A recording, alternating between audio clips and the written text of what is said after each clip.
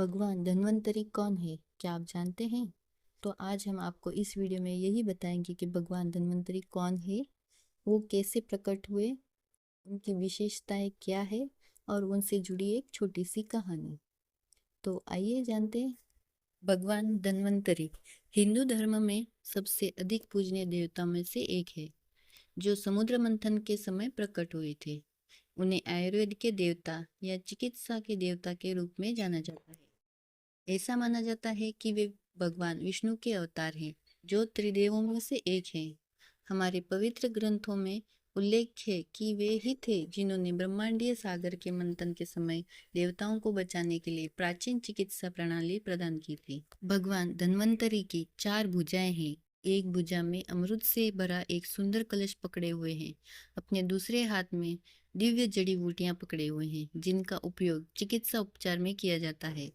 उन्हें कुछ पवित्र पुस्तकें पकड़े हुए भी दिखाया गया है और कुछ चित्रों में उन्हें भगवान विष्णु के रूप में दिखाया गया है, जिनके हाथों में शंख और चक्र है।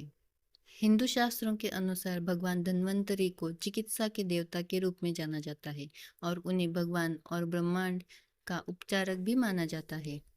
भगवान विष्णु ने सभी देवताओं को बताया कि भगवान धन्वंतरी फिर से धरती पर मानव जाति की सेवा करने और सभी मनुष्यों को आयुर्वेद का ज्ञान देने के लिए प्रकट होंगे। लोगों की मदद करने के लिए एक बार काशी में दीर्घतमस नाम का एक राजा रहता था।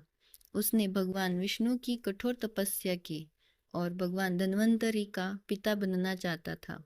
भगवान ने उसकी मनोकामना पूरी की और एक दिन भगवान धन्वंतरी ने उसके पुत्र के रूप में जन्म लिया। भगवान धन्वंतरी ने बचपन से ही कठोर तपस्या की और अत्यधिक अनुशासित दिनचर्या का पालन किया। उन्होंने अपने शिष्यों और अनुयायियों को आयुर्वेद की शिक्षा दी।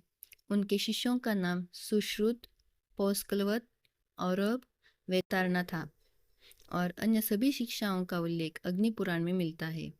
भगवान धन्वंतरी की जयंती दिवाली त्योहार से 2 दिन पहले यानी धनतेरस के दिन मनाई जाती है। धन्वंतरी जयंती व्यापक रूप से बड़ी श्रद्धा और समर्पण के साथ मनाई जाती है। इस शुभ दिन पर भक्त देसी घी से दिया जलाकर और मिठाई का भोग लगाकर भगवान धन्वंतरी की पूजा करते हैं। भक्तों को कल्याण और अच्छे स्वास्थ्य के लिए दिया उत्तर पूर्व दिशा में रखना चाहिए। यह भी माना जाता है कि जो व्यक्ति भगवान धन्वंतरी की पूजा करता है, उसे सभी प्रकार की बीमारियों और व्याधियों से मुक्ति मिलती है। भगवान धन्वंतरी की पूजा मुख्य रूप से आयुर्वेद विशेषज्ञों द्वारा की जाती है, क्योंकि वे चिकित्सा के देवता हैं। धन्वंतरी जयंती पर आप क्या क्या कर सकते हैं? आपको भगवान विष्णु के मंदिर में जाना चाहिए और उनकी मूर्ति के सामने दिया जलाकर प्रार्थना करनी चाहिए। जरूरतमंद लोगों को दवाइयाँ वितरित करें।